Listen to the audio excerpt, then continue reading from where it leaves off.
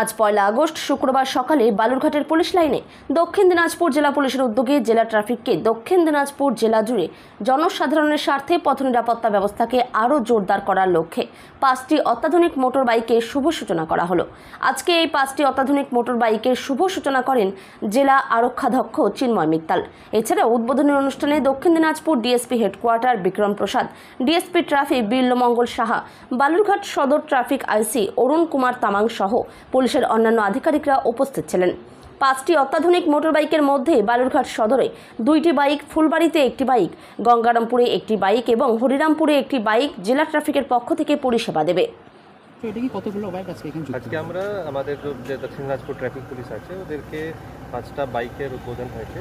প্রত্যেক ওসি ট্রাফিককে একটা করে বাইক এবং বালুরঘাট ট্রাফিককে 2টো করে বাইক দেওয়া হয়েছে। এই বাইকগুলো আমাদেরকে পুলিশ ডাইরেক্টরেট থেকে, পশ্চিমবঙ্গ পুলিশ ডাইরেক্টরেট থেকে প্রোভাইড করা হলো। তো এই বাইকের পরে আমরা আশা করছি কি যে ট্রাফিকের ব্যবস্থা আছে ওটা আরও ভালো হবে, আমরা আরও ভালো করে ট্রাফিকে নজরদারি রাখতে পারব।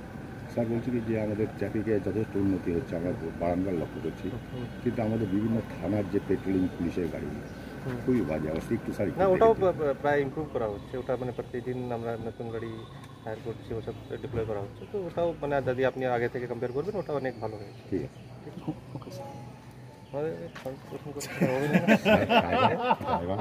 বলতে পারে